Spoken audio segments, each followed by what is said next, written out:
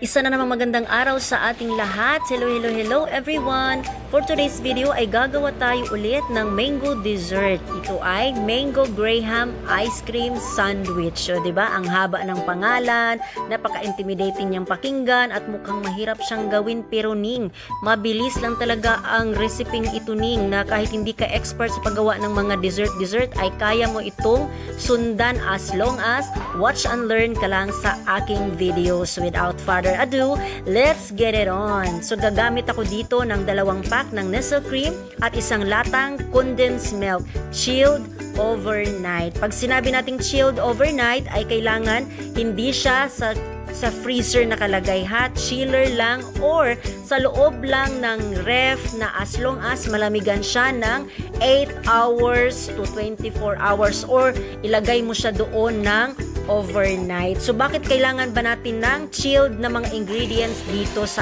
ating dessert na ito? Because gusto nating ma-achieve ng cream natin na magiging fluffy siya or yung may volume at stable siya kasi nga ang goal natin dito ay ang ice cream like na dessert. So ginamitan ko rin pala ito ng electric hand mixer para mapadali ang pagpadoble ng size ng ating cream.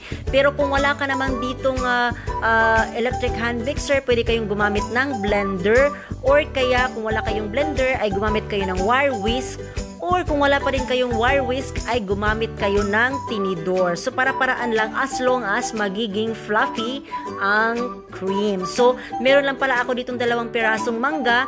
Tinira ko ito doon sa nauna kong ginawang mango dessert na mango sago with gulaman.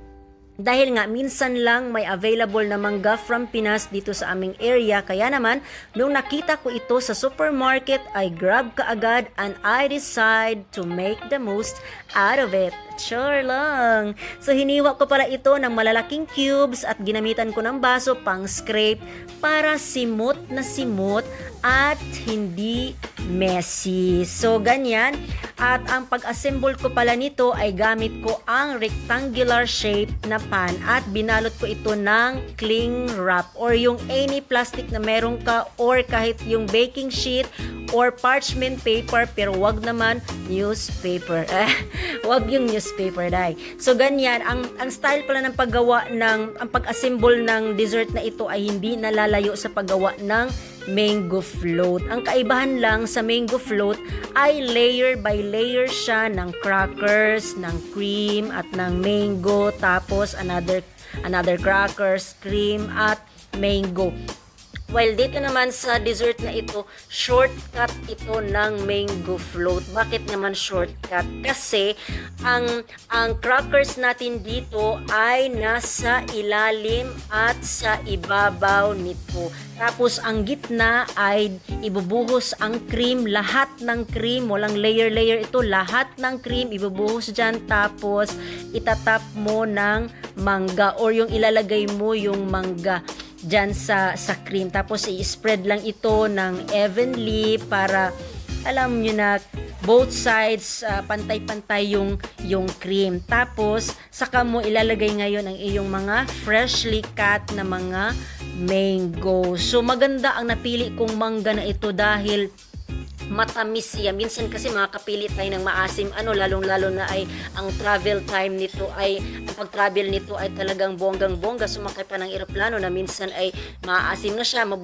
mabubugbog na siya. So itong napili naming mangga ay magandang klase, matamis siya, kaya perfect siya sa dessert na ito. So ayan, iprenes ko lang yung mangga para pumagitna siya sa cream. Nang sa ganon, maganda siyang tingnan pag hiniwa mo na ito kinabukasan. So ayan, tinap na pala natin dito ang second layer ng ating graham crackers. So nakakatuwa na para kang naglalaro lang dito ng puzzle na dapat fit sila o ganyan. So may mga adjusting, may mga balancing dyan. Pero hindi naman talaga kailangan na fit, basta matabunan lang ng crackers ang cream. So, ganyan lang. So, ituloy-tuloy lang siya na hanggang sa matabunan nga lahat ng cream. So, tapos, after nito ay ilalagay natin ito sa freezer ng overnight. So, ang masasabi ko talagang ang dessert na ito ay madaling gawin pero time consuming pero masarap ang outcome. So, this dessert is worth waiting for. Hala, kabongga. So, ayan na, after ng overnight na na-freezer ay matitikman na ang mango graham, ang tawag nito? Mango graham ice cream sandwich. O, diba? So, hiniwa ko lang yan ng pa-square. Tinanggalan ko ng mga sides. Pero actually, hindi naman kailangan. So, since naman na kailangan ko pa itong i-present, so, kailangan lang ng i-trim ng konti sa sides para talagang square na square yung pagkat mo. Pero kung kakainin nyo lang naman to, kayo-kayo lang, edi, kung anong hiwa ang gusto nyo, kung saan kayo masaya, edi, go, go, go, diba? So, kaya naman, gawin nyo na itong dessert na ito, lalong-lalo na sa mga lugar na may maraming mangga. So, diba? Napakadaling gawin. Simple lang siyang sundan ang paggawa. So, time consuming nga lang pero masarap. So, I hope you like the video that I've shared today.